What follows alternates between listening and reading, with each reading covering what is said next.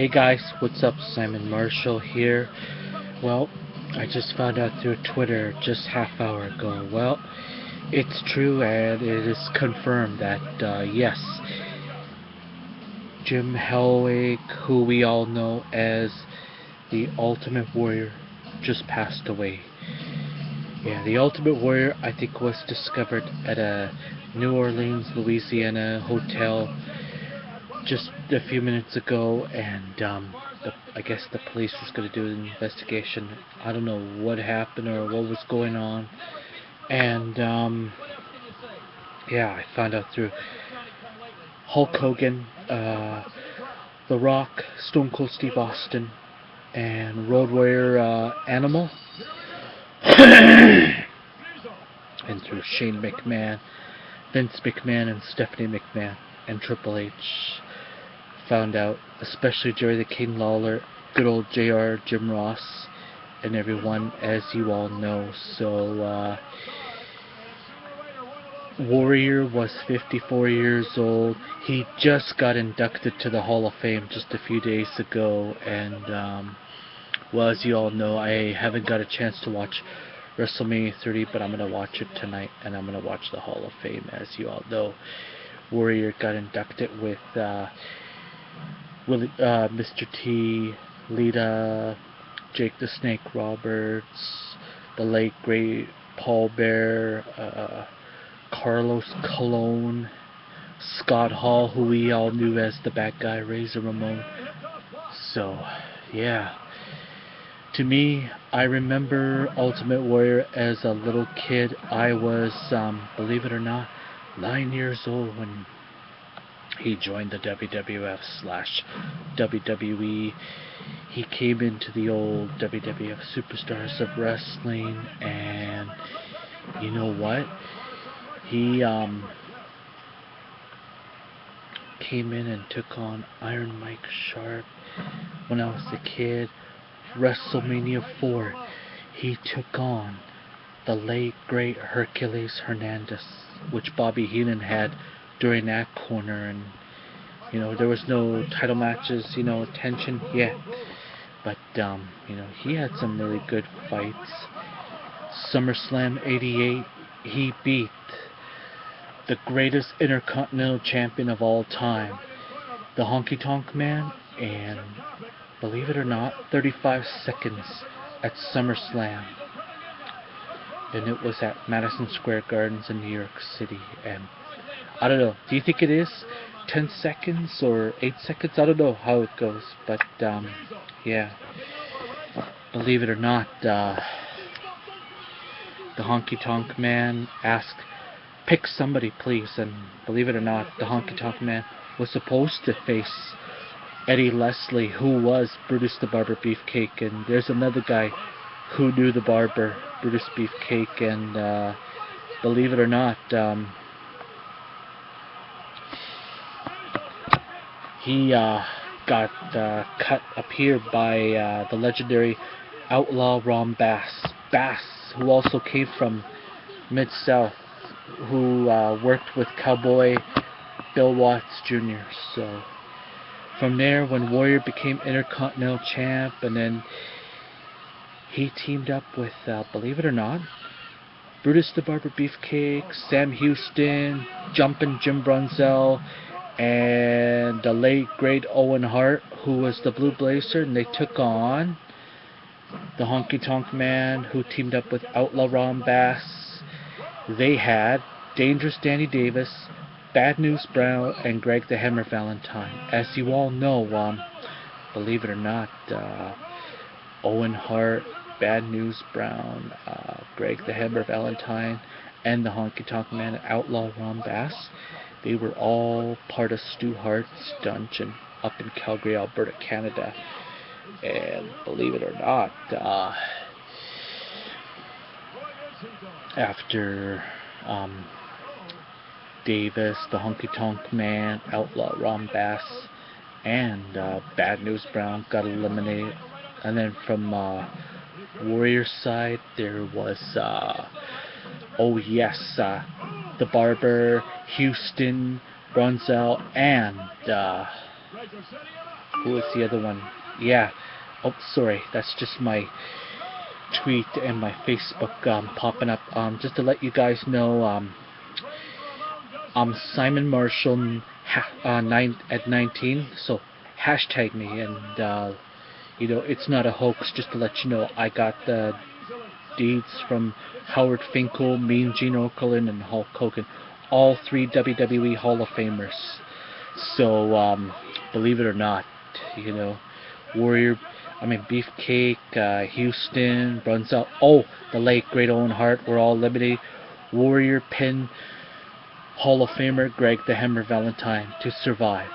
And then a month later, he started a feud with the late great Ravishing Rick Rude at the Royal Rumble '89.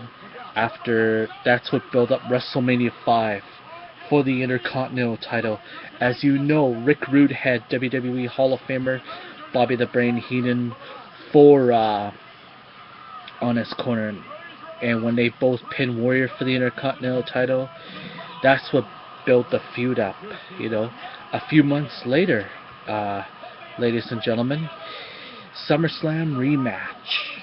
That was my favorite moment because the legendary Tony Schiavone was the voice of WWE during that time, and it was in, I believe, East Rutherford, New Jersey, where Ultimate Warrior pinned Rude 1, 2, 3, regained the title back, and then a few months later he feuded with the late great Andre the Giant, my all-time favorite Giant. I want to say, Hulk Hogan, thank you for keeping the memories of Andre the Giant with that big Andre the Giant trophy. And oh man, seriously, why did Swagger break that trophy, man? He has no respect. So now him and Cesaro are history. So I admire Antonio Cesaro, to be honest. So anyways, Warrior this time teamed up with Jim the Anvil Neidhart from the Hart Foundation and the Rockers, the Heartbreak Kid, Shawn Michaels and Marty Jannetty.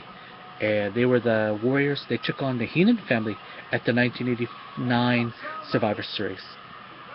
And that was Captain Andre the Giant, Haku, Double A, Arn Anderson, and the Weasel, Bobby the Brain Heenan, because Tony Blanchard was suspended that night. And he was gone. I think he went back to WCW. And, oh well, shit happens. So, anyways, Haku, Arn Anderson, and the Giant from there, the Rockers and Neidhart were eliminated, so that left Weasel and the Ultimate Warrior, who, believe it or not, survived in 1989. Then, 1990, oh my god, that was my favorite year of my life. I was about to turn 12 years old when Warrior was in a battle royal with Hulk Hogan, so Intercontinental Champion versus WWF Champion Hulk Hogan. And that's what built for WrestleMania 6, which was known as the Ultimate Challenge at WrestleMania 6, Toronto, Ontario, Canada, which was April 1st, 1990, and it took place at, believe it or not, Rogers Center, which was back then the Sky Dome, which was pretty neat. And that was the actual main event. It was the best match of my life. The Rated R Superstar Edge, Captain Charisma, Christian, Y2J, Chris Jericho, they were all at that pay-per-view that night. It was 67,000 capacity, half for Warrior, half for Hogan. That was one of my favorite matches of all time. And Hulk Hogan, thank you so much for giving the torch to the Ultimate Warrior. And then after that, then Warrior started a feud with the late great Dino Bravo. Dino Bravo was murdered back in Montreal, Quebec, the one who bleached his hair blonde. He had a guy named Frenchie Martin who was gay, and then after he was stomped by Rugged Ronnie Garvin, the Mouth of the South, Jimmy Hart, was the better manager for Garvin, or for Dino Bravo. So after a while. And then he also got in a little feud with Earthquake on Saturday Night Main Event. And then my favorite part, this should be a top 25 rival, is the late great Ravishing Rick Rude versus the Ultimate Warrior, because it was for the Intercontinental title. And then a year later for the WWF/E Championship. Rick Rude wanted to become the heavyweight champion of the world, and the whole WWF organization did not have no faith in Rude, so I was like, yeah, it figures. So SummerSlam 1990, it was, I believe, Pittsburgh or Philadelphia, Pennsylvania, and it was a steel cage match, my favorite match, because Warrior created one of the coolest belts in WWF history. He had a green, blue, yellow, and a purple strap for the WWE Championship belt. Then after SummerSlam, he teamed up with the late great Kerry Von Erich, the late great Road Warrior, Hawk, and Animal, and they took on the Perfect Team, which was captained by the late great Mr. Perfect Kurt Hennig. He had Brian Adams, who was Demolition Crush, and the originals, Bill Eddie, Barry Darsow, who was Axe and Smash. And Warrior survived the 1990 Survivor Series. The 1991, he lost the WWE title to WWE Hall of Famer Sergeant Slaughter at the 1991 Royal Rumble. And then because of the Macho Man Randy Savage, so WrestleMania 7, that was my all-time favorite match.